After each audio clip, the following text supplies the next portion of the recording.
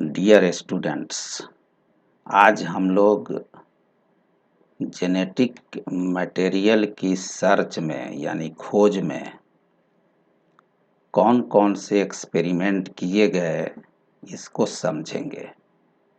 कुछ experiment search for genetic material के history में बहुत ही इम्पोर्टेंट है, जो कि मॉलिक्यूलर बायोलॉजी के अंदर रिवॉल्यूशन पैदा कर दिया।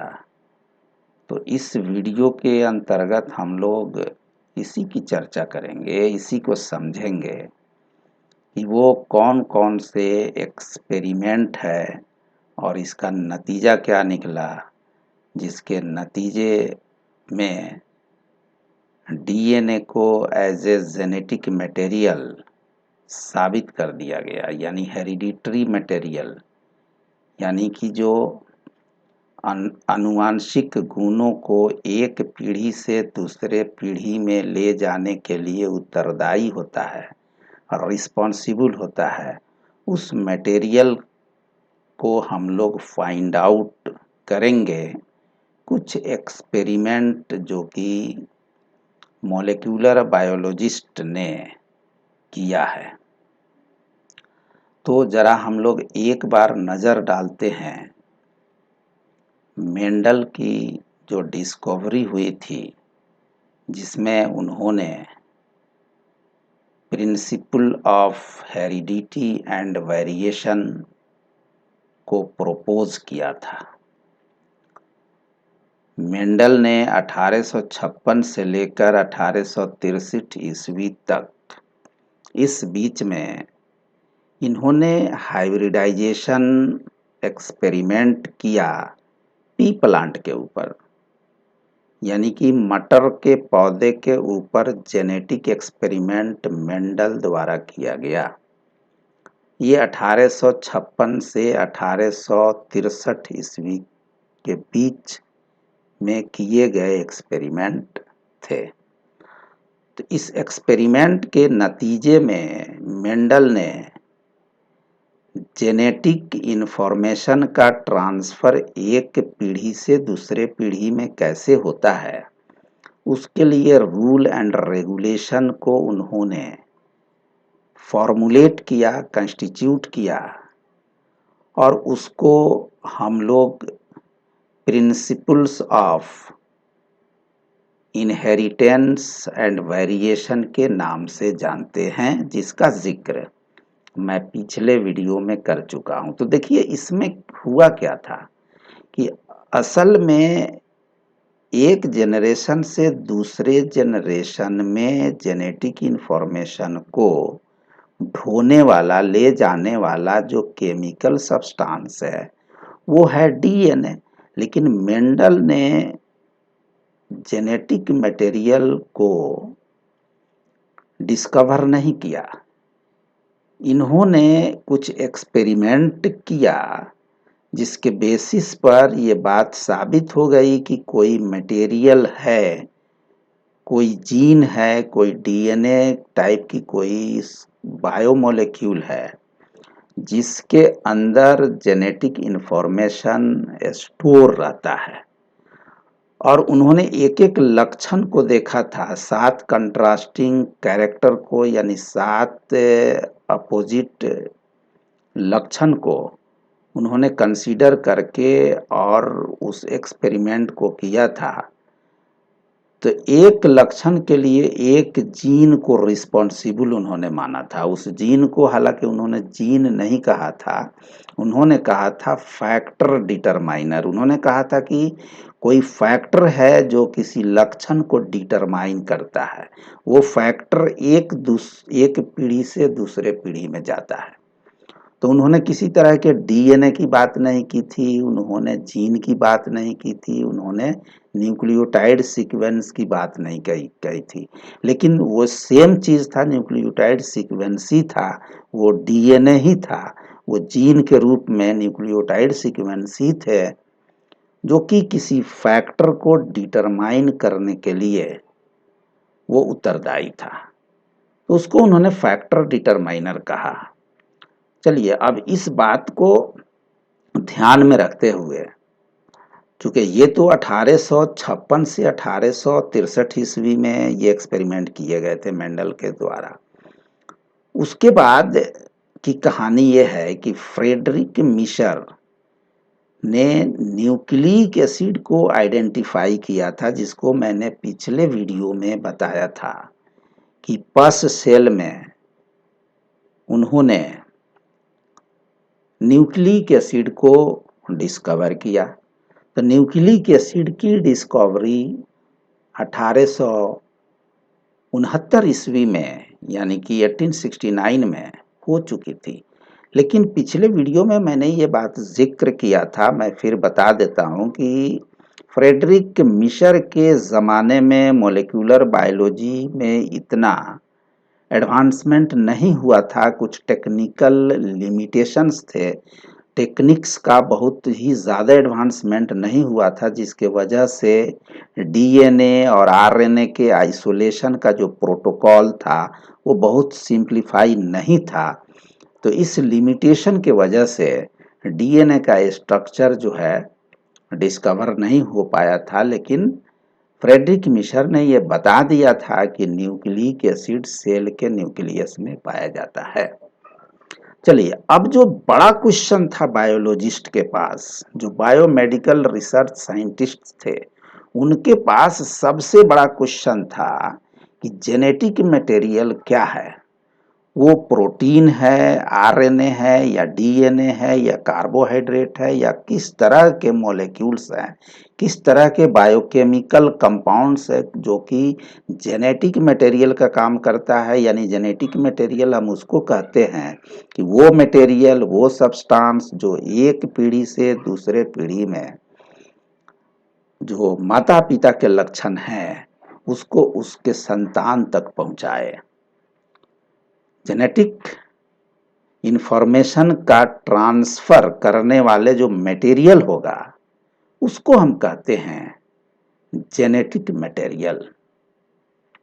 यानी वंशानुगत लक्षणों को एक पीढ़ी से दूसरे पीढ़ी में ले जाने वाले मटेरियल को हम जेनेटिक मटेरियल कहते हैं।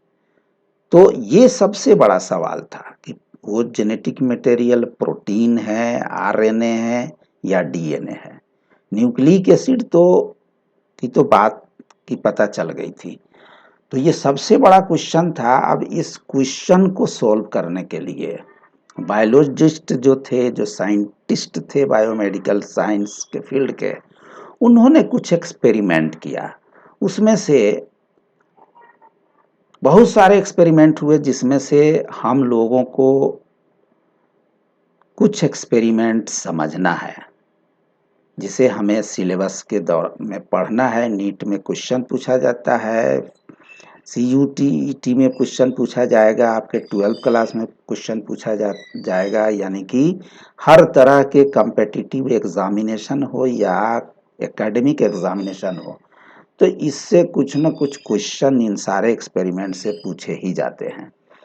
तो experiments towards searching genetic material, genetic material के सर्च के की दिशा में जो एक्सपेरिमेंट किए गए, उसमें से थ्री सीरीज ऑफ एक्सपेरिमेंट की चर्चा हम यहाँ करेंगे।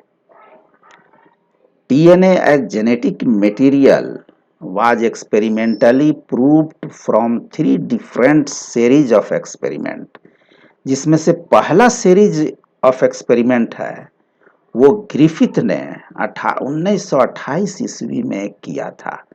इन्होंने माइस के ऊपर एक एक्सपेरिमेंट किया और उस एक्सपेरिमेंट के नतीजे में एक प्रिंसिपल उन्होंने प्रपोज किया, जिसको कहते हैं ट्रांसफॉर्मिंग प्रिंसिपल। यानी कि उन्होंने एक एक्सपेरिमेंट किया जिसमें ट्रांसफॉर्मेशन की खोज किया। उन्होंने ट्रांसफॉर्मेशन एक टर्म है जिसका मतलब होता है कि intake of naked DNA molecule by bacteria, यानी बैक्टीरिया के द्वारा नेकेड डीएनए को अपने अंदर ले लेने की प्रोसेस को कहते हैं हम ट्रांसफॉर्मेशन। ट्रांसफॉर्मेशन किसे कहते हैं?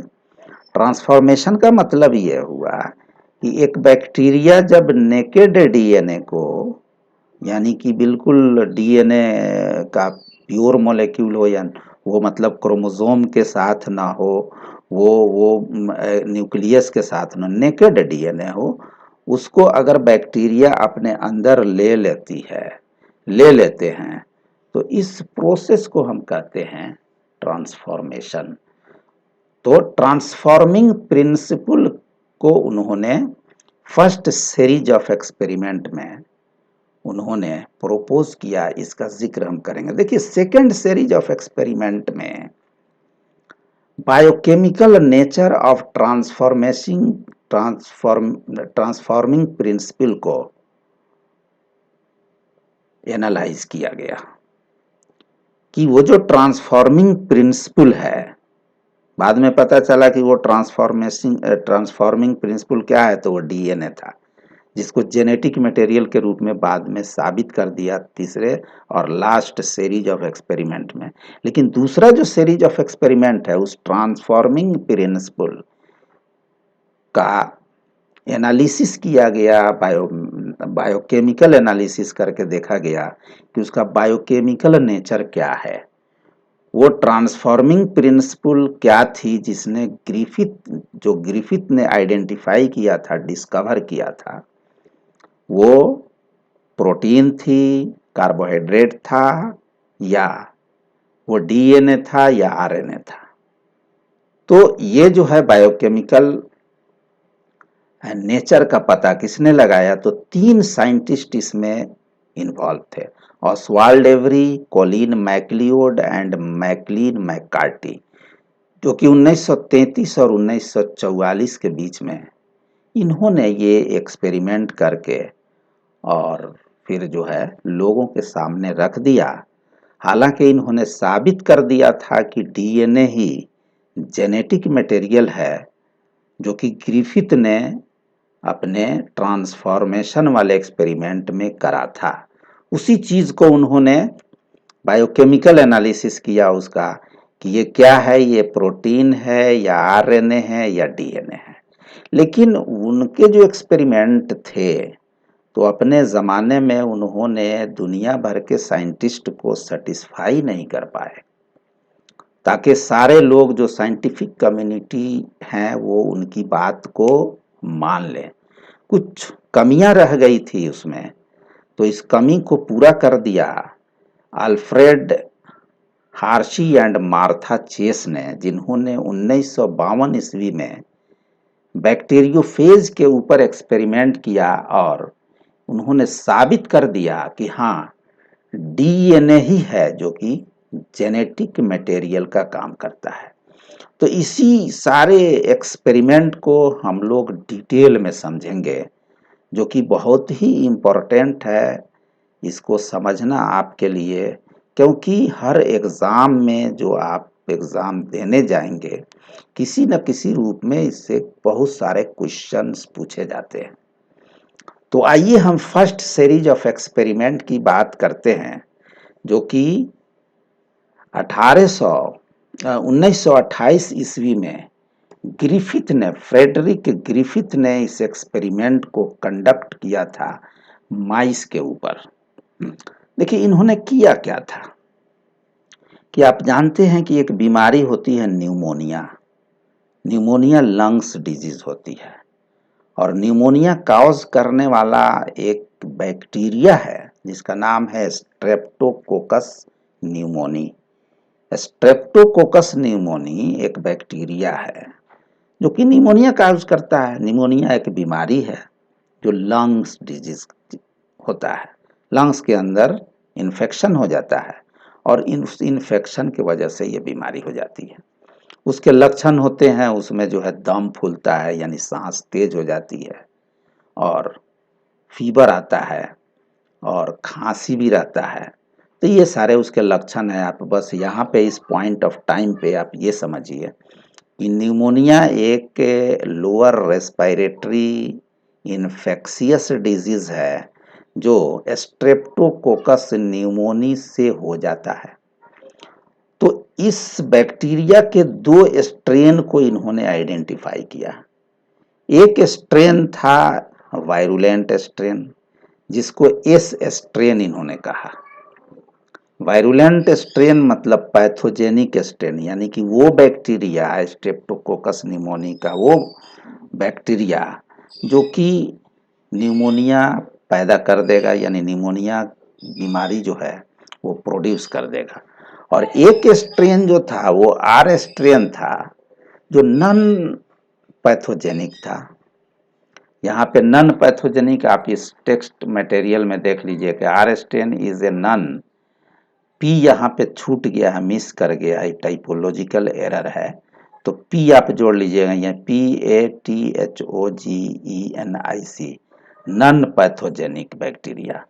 आर स्ट्रेन जो है वो नॉन पैथोजेनिक है न्यूमोनिया का ही, न्यूमोनिया मतलब न्यूमोनोकोकस बैक्टीरिया ही है, लेकिन एक के उसके स्ट्रेन जो है एस स्ट्रेन है जो न्यूमोनिया काउज करता है, एक आर स्ट्रेन है जो कि न्यूमोनिया काउज नहीं करता है दोनों न्यूमोनोकोकस बैक्टीरिया ही, यानी Streptococcus bacteria pneumoniae, Streptococcus pneumoniae, लेकिन उसके अलग अलग स्ट्रेन, एक ही बैक्टीरिया के अलग अलग स्ट्रेन हो सकते हैं। एक स्ट्रेन बीमारी पैदा कर सकता है, दूसरा स्ट्रेन बीमारी नहीं पैदा कर सकता है।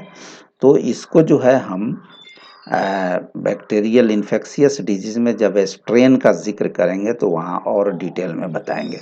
लेकिन ये समझिए कि कोई बैक्टीरिया है, जो बैक्टीरिया एक ही है लेकिन एक ही स्पेसीज के अलग अलग वैरायटी हो जाते हैं, कि कोई बीमारी पैदा करता है और कोई बीमारी नहीं पैदा करता है। तो इसमें जो दो स्ट्रेन है, कोई एस कहा, एस स्ट्रेन उसको कहा जो बीमारी पैदा कर दे, आर स्ट्रेन उसको कहा गया जो बीमारी पैदा नहीं करे। एस स्ट्रेन इसलिए कहा गया कि उस बैक्टीरिया का जो सेल वाल होता है वो स्मूथ होता है, वो रफ नहीं होता। आर स्ट्रेन इसलिए कहा गया कि उसी में एक ऐसा बैक्टीरिया है न्यूमोनोकोकस बैक्टीरिया ही, यानी स्ट्रेप्टोकोकस न्यूमोनी, जिसकी जो सरफेस है यानी कि सेल वाल है, बैक्टीरिया के ऊपर सेल वाल होता है, वो रफ होता है। तो उसको कह दिया ग्रिफिथ ने रफ स्ट्रेन। रफ स्ट्रेन क्या है? नॉन पैथोजेनिक है, यानी कि वो बीमारी पैदा नहीं करता है। तो अब जो है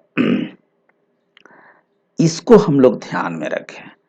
अब दूसरी चीज ये है कि सेल वाल जो एस बैक्टीरिया का था, एस स्ट्रेन वाला जो सेल वाल था, उसके ऊपर म्यूकस की एक लेयर थी जो पॉलीसेकेराइड होता है। म्यूकस क्या है?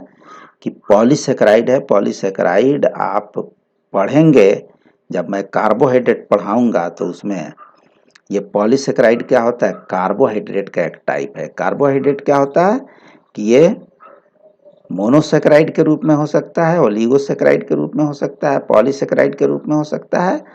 यानी कि कार्बोहाइड्रेट तीन तरह के होते हैं, मोनोसेकेराइड, ओलिगोसेकेराइड एंड पॉलीसेकेराइड। तो पॉलीसेकेराइड क्या है? इसकी बायोकेमिकल नेचर क्या है कि ये कार्बोहाइड्रेट है। तो म्यूकस, म्यूकस का एक लेयर बना होता है किस पे? ये एस स्ट्रेन पे। तो उसको वो पॉलीसेकेराइड का बना होता है, इसलिए उसको हम जो है यहाँ पे ये समझिए कि एस स्ट्रेन पे म्यूकस रहता है, और म्यूकस का बायोकेमिकल नेचर क्या है? पॉलीसेकेराइड है। और वही पॉलीसेकेराइड जो है वो बीमारी के लिए रिस्पॉन्सिबल होता है। वो एंटीजेनिक सब्सटेंस है, वो बीमारी पैदा करता है, यानी कि एस स्ट्रेन बीमारी पैदा करते। चलिए इसको ध्यान में रखें। अब आइए मेन एक्सपेरिमेंट पे। इन्होंने क्या किया ग्रिफिथ ने कि एक एस स्ट्रेन लिया जो वायरुलेंट है, यानी बीमारी पैदा करने वाले स्ट्रेन को हम वायरुलेंट कहते हैं। वायरुलेंट यानी पैथोजेनिक, बीमारी पैदा करने वाला। और ए वायरुलेंट मीन्स नॉन पैथोजेनिक, यानी बीमारी जो पैदा नहीं करे। तो इस स्ट्रेन को इन्होंने लिया। कैसे लिया? कि इस स्ट्रेन वाला कल्चर जो है, बैक्टीरिया का कल्चर लेबोरेटरी के अंदर उन्होंने ग्रो किया, यानी उस बैक्टीरिया को ग्रो किया, उसको उपजाया। जैसे हम खेत में किसी फसल को उपजाते हैं, एक बीज डालते हैं, प्योर लाइन या जैसा भी बीज है, उस बीज का जो उससे प्लांट पैदा होता है तो उसको कहते हैं हमने खेती किया एग्रीकल्चरल फील्ड में। उसी तरह बैक्टीरिया की भी खेती हम जो है लेबोरेटरी के अंदर करते हैं। उसको जो ग्रो करेंगे, उसको कल्टीवेट करेंगे, तो उसको हम कहते हैं कल्चर, उसका ग्रो करना, यानी बैक्टीरिया का कल्चर करना, यानी बैक्टीरिया को प्रोड्यूस करना। तो एस स्ट्रेन और आर स्ट्रेन को उन्होंने कल्चर टेक्निक के द्वारा लेबोरेटरी के अंदर उन्होंने कल्टीवेट किया और इस बैक्टीरिया के स्ट्रेन को लेकर माइस में इंजेक्ट कर दिया। माइस को जैसे ही एस स्ट्रेन इंजेक्ट किया गया, माइस को न्यूमोनिया हो गई। चूंकि ह्यूमन के अंदर जो है ये स्ट्रेप्टोकोकस न्यूमोनी बैक्टीरिया निमोनिया पैदा करता है, तो माइस में भी इसने निमोनिया पैदा कर दिया और माइस मर गया। लेकिन आर स्ट्रेन जो था, जो ए वायरुलेंट है, जो बीमारी नहीं पैदा करता है, उसके कल्चर को लेकर जब इंजेक्ट किया गया तो माइस लाइव है, यहाँ पे वो जिंदा है, उसको बीमारी नहीं हुई, वो नहीं मरा। तो ये जो है सेट ऑफ एक्सपेरिमेंट जो है इस सीरीज में, पहले सीरीज में एक सेट ऑफ एक्सपेरिमेंट ग्रिफिथ द्वारा किया गया, ये था। दूसरे सेट में इन्होंने क्या किया कि एस स्ट्रेन को हीट किल्ड कर दिया, यानी एस स्ट्रेन वाला कल्चर उन्होंने लिया और उस पे जो है ट्यूब में रख के और आग के ऊपर उन्होंने बॉयल कर दिया उसको। तो जब हम बॉयल करेंगे कल्चर को, सपोज कीजिए कि पानी के अंदर बैक्टीरिया है जो बीमारी पैदा कर सकता है, तो डॉक्टर कहता है कि पानी को बॉयल करके आप पीजिएगा तो वो स्टेराइल हो जाएगा, अगर उसमें किसी तरह की बैक्टीरिया है तो वो मर जाएगा। यानी कि उसी तरह से पानी के तरह जो है कल्चर मीडिया होता है, लिक्विड कल्चर मीडिया, उसके अंदर बैक्टीरिया है, बीमारी पैदा करने वाला बैक्टीरिया है, उसको ट्यूब के अंदर लेके उसको क्या किया कि गैस चूल्हा है चाहे जिस किसी ड्राई हीट के ऊपर, फ्लेम के ऊपर आप क्या कीजिए, उस ट्यूब को रखिएगा। तो ट्यूब जब बॉयल करने लगेगा, तो बॉयल करने लगे, कुछ देर तक बॉयल होने दीजिए, तो इसका मतलब ये हुआ कि उसमें अगर कोई बैक्टीरिया है तो उस टेम्परेचर पे वो मर जाएगा। तो एस स्ट्रेन को हीट करके फिर उसको ठंडा करके उस बैक्टीरिया को, उस कल्चर को माइस में इंजेक्ट किया गया, तो माइस लाइव कर गई, सरवाइव की, माइस मरी नहीं। और बिना हीट किल किए हुए इंजेक्ट किया गया माइस को, तो माइस मर गई। चलिए इतनी बात हो गई।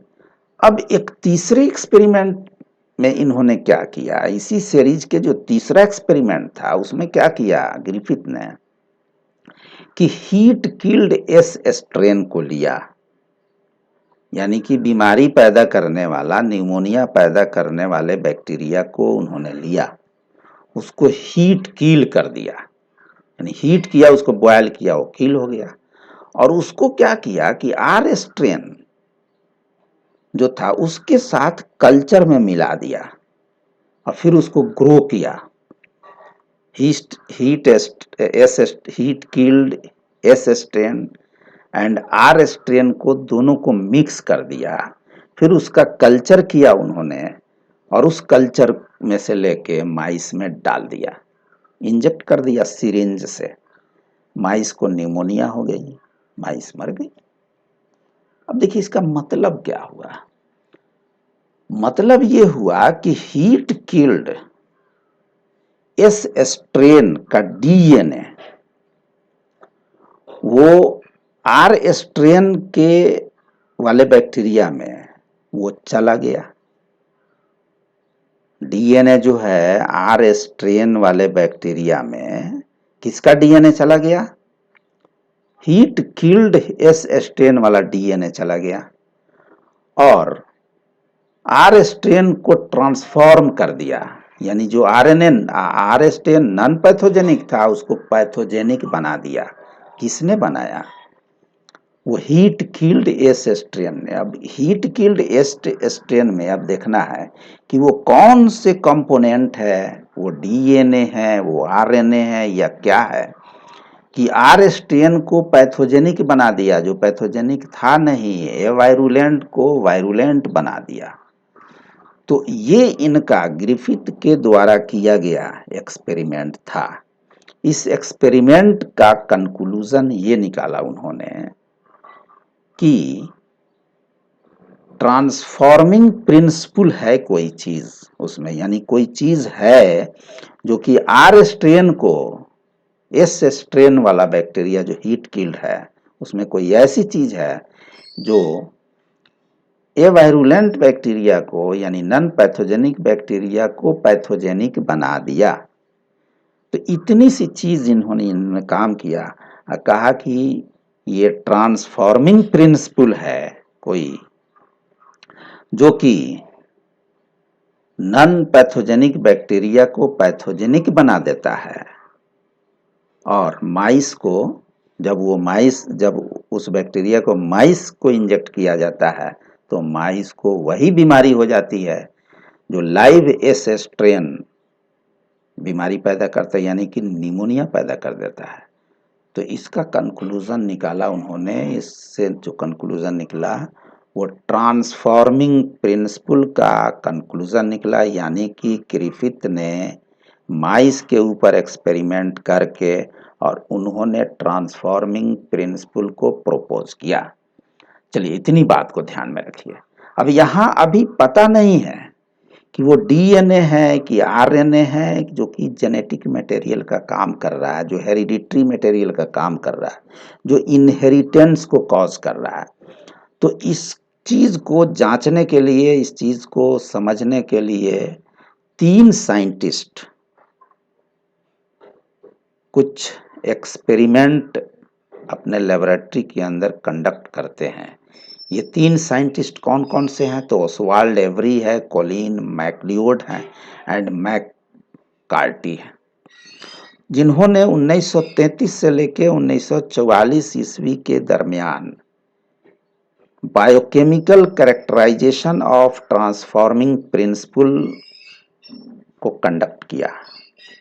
यानी कि एक टॉपिक उन्होंने दिया कि biochemical characterization of transforming principle, यानी वो ट्रांसफॉर्मिंग प्रिंसिपल जो है जिसको प्रपोज किया था ग्रिफिथ ने माइस के ऊपर ट्रांसफॉर्मेशन एक्सपेरिमेंट करके, तो वो ट्रांसफॉर्मिंग प्रिंसिपल का नेचर क्या है, बायोकेमिकल नेचर क्या है। तो इन्होंने एक्सपेरिमेंट कुछ किए और उस एक्सपेरिमेंट में क्या किया इन्होंने कि बैक्टीरिया से ट्रांसफॉर्मिंग प्रिंसिपल जो है वो सेम एक्सपेरिमेंट को उन्होंने दोहराया और उसका बायोकेमिकल एनालिसिस किया। तो इसमें से जो बात निकल के सामने आई वो ये सामने आई कि वो जो ट्रांसफॉर्मिंग सब्सटेंस था वो क्या था, वो डीएनए था। वो चूंकि ट्रांसफॉर्मिंग प्रिंसिपल को उन्होंने आइसोलेट किया, उसको क्या किया कि डीएनएज, यानी कि न्यूक्लियेज एक डीएनएज होता है, डीएनएज एक एंजाइम है। तो डीएनएज जब देंगे तो क्या होगा कि सारे के सारे डीएनए जो है उसमें से डिग्रेड हो जाएगा। आरएनएज देंगे तो डीएनए उसमें रह जाएगा और आरएनए सारे के सारे डिग्रेड हो जाएंगे, यानी कि उसका ब्रेकडाउन हो जाएगा। अगर हम प्रोटीएज देते हैं तो प्रोटीएज से प्रोटीन जो है वो डिग्रेड हो जाएगा, वो ब्रेकडाउन हो जाएगा उसका। तो ये जो है कुछ एंजाइम यानी डीएनएज, आरएनएज और प्रोटीएज का इस्तेमाल करके उन्होंने कई सेट ऑफ एक्सपेरिमेंट को दोहराते हुए, रिपीट करते हुए, ये सारे तीनों साइंटिस्ट इस नतीजे पे पहुंचे कि वो जो ट्रांसफॉर्मिंग प्रिंसिपल था वो कुछ नहीं था, वो डीएनए ही था। वो ना तो आरएनए था न ही प्रोटीन था, वो डीएनए था। तो क्या किया इन्होंने, कंक्लूजन में लिखा कि hereditary material is equal to DNA, neither protein nor RNA, वो ट्रांसफॉर्मिंग प्रिंसिपल जो था वो डीएनए था, जो कि नॉन पैथोजेनिक बैक्टीरिया को पैथोजेनिक बना दिया। ठीक है, तो इतनी चीज इन तीनों साइंटिस्ट ने मिलकर किया, लेकिन इनके काम से दुनिया भर के साइंटिस्ट जो है कन्विंस नहीं हो पाए। वो सारे साइंटिस्ट को सेटिस्फाई नहीं कर पाए कि यह ट्रांसफॉर्मिंग प्रिंसिपल जो है वो डीएनए ही था। इसके लिए क्या किया कि फिर दो साइंटिस्ट इस काम को आगे बढ़ाया, जो कि 1952 ईस्वी में इन लोगों ने फाइनली, ये दो साइंटिस्ट कौन कौन है, तो Alfred Hershey and Martha, Alfred Hershey and Martha Chase ने 1952 ईस्वी में बैक्टीरियोफेज के ऊपर एक्सपेरिमेंट इन्होंने किया और फाइनली प्रूफ कर दिया कि yes, transforming principle was nothing but DNA. और इन्होंने कह दिया कि डीएनए ही जेनेटिक मटेरियल है, ना प्रोटीन है ना आरएनए है। तो इस बेसिस पर हम इस नतीजे पे पहुंचते हैं कि DNA is the genetic material which is responsible to transfer genetic information from one generation to another generation. Hershey and Chase वाला जो एक्सपेरिमेंट है, उस एक्सपेरिमेंट को हम लोग अलग से एक वीडियो में डिटेल में डिस्कस करेंगे और फिर हमको DNA as a genetic material बड़ी आराम से समझ में आ जाएगा। इसका हमने डीएनए यानी न्यूक्लिक एसिड का स्ट्रक्चर हम लोग डिस्कस कर चुके हैं। न्यूक्लिक एसिड वाले वीडियो में न्यूक्लियोसोम समझ चुके हैं।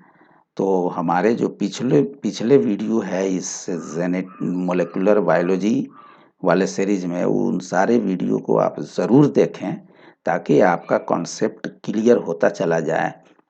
और इस तरीके से हम molecular biology, genetic engineering, biotechnology और इस तरह के जितने भी मोलेकुलर बायोलॉजी से रिलेटेड आपके चैप्टर्स हैं, वो बहुत आसानी से आप समझ सके और आपकी तैयारी बहुत अच्छी हो सके। Thanks for watching this video.